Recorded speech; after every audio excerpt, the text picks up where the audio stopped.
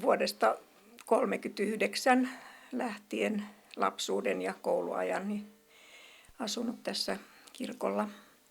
Eli tästä Hautaollin mökistä on syntymäkotiini noin 50 metriä. No, minä olen tullut evakkomatkalla tänne Parikkalaan, koska äitini halusi, että Karjalaan pitää päästä takaisin, koska on tuolta rajan takaa lähtenyt, niin olen 46 muuttanut tänne Parikkalaan. Ja sitten oikeastaan asunut täällä Parikkalassa, käynyt koulut ja muuta täällä. Tässä Kirkonmäellä on ollut tämmöinen kuuluisa miljoonatalo. Ja sen rakennutti 3 veljestä. Ja tarina kertoo, että he olisivat saaneet näitä korsujen hirsiä ja rakennettuvat sen talon. Ja sitten siinä oli 3 kerroksessa oli asukkaita. Ja vuonna, olisiko se 1949, on tämä SOK-lainen parikkalainen kauppa ostanut sen. Ja silloin maksaneet siitä 1 000 000 ja siitä on tämä miljoonatalo saanut alkunsa. Ja SOK osti sen niin kuin asukkailleen tämmöiseksi asuntolaksi, että niitä vuokrattiin niitä asuntoja sitten.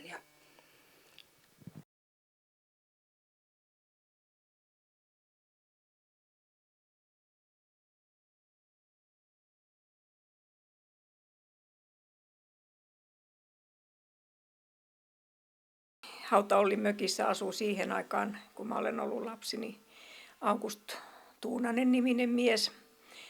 Hänellä oli ruumisarkkuliike tuossa rannalla. Ja hän oli lapseton. Ja ilmeisesti ei oikein suvainnut lapsia naapuristossakaan, koska hän aina oli ajamassa meitä pois tuosta, kun laskettiin mäkeä talvella. Tai liikuttiin tässä tietä pitkinkin, niin hän tuli luudan kanssa ajamaan meitä pois. No, minulla on ihan samanlaiset muistikuvat, että tuosta oli hyvä mäki. Meillä oli mäki suksilla talvella, niin laskettiin tuonne alas rantaan, niin Augusti tuli tuohon ovelle, että perunat paleltuu kellerissä. Että hän oli hyvin voimakas persoona kyllä tällä kylällä, että kaikki lapset varmasti hänet muistaa tästä.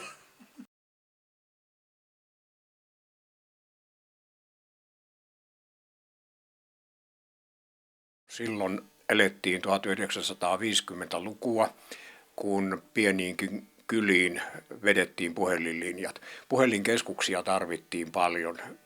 Yleensä oli joka kylässä oma puhelinkeskus. Ja niinpä tuolla yhdessä pitäjässä itärajan pinnassa niin jälleen yhteen syrjäkylään saatiin puhelinkeskus, oli muutama puhelintila ja keskus tarvittiin.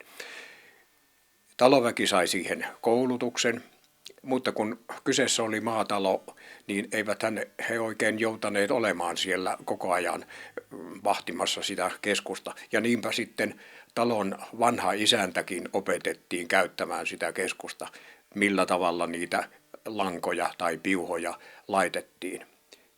No, isäntä oli ensimmäistä kertaa yksin hoitamassa keskusta, kun keskuksen puhelin hälytti. Ukko vastasi siihen, että keskus, ja soittaja kysyi, että saanko numeroon 40. Ukko tiirasi sitä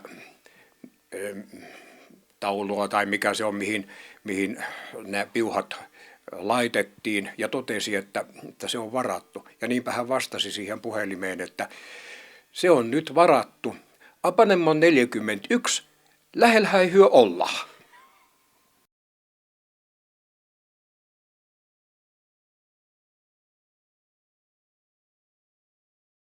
Se kun tuotiin niitä pystöissä tai tonkia, miten nyt sitten missäkin paikalla sanotaan, niin se oli kylmä se maito.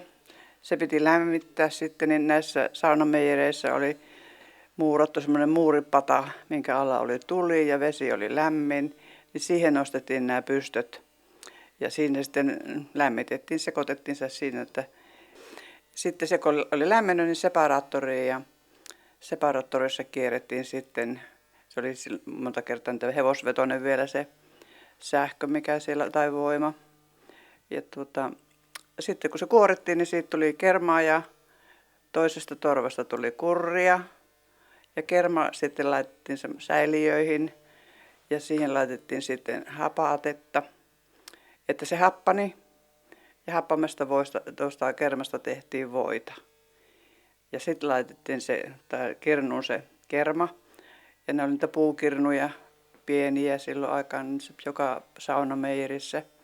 Niissä kirnuttiin se kirnu pyöri ja siinä oli sellaiset lavat sisällä, mikä sitten niin kuin vatkasi sen kerman. Siitä oli voirakkeita ja sitten ne rakkeet, piimä laskettiin pois. Siellä on kirnussa semmoinen tappi siellä, tai niin kuin nohana, miten nyt sitten on siihen aikaan missäkin ollut. Ja laskettiin se piimä pois ja laitettiin vettä tilalle ja huuhottiin se voi. Että se joutui se piimä pois sieltä säilyvyyden tähden. Ja sitten kun se oli huuhottu, niin sitten laitettiin suola ja vaivattiin vielä, että se tuli sitten niin kuin suolattuakin, kun se oli niitä semmoisia rakkeita se voi, niin se siihen sotkeutui hyvin sitten suola. Ja sitten kun siitä ei noilla vehkeillä saanut sitä vettä pois sieltä, että se jäi vetiseksi, niin sitten on tuommoinen vaivauspöytä ollut, mihin on se voi laitettu ja sillä sitten niin kuin mankeloitu se voi, että siitä lähtee se neste, vesi ja piimä ja mitä siihen on jäänyt, niin pois sitten. Ja sitten se pakataan. Niitä on vissiin silloin kilon paketteihin ollut tässä noita lastoja, millä sitä on pöydällä taputeltu sitten. Ja tuossa on niitä muottiakin, missä on tehty sitten noille ulkomaan Viipuriin ja sinnehän sitä vietiin voita, niin tehtiin noihin britteleihin, 25 kilon britteleihin, missä sitten matkusti sitten ulkomaille.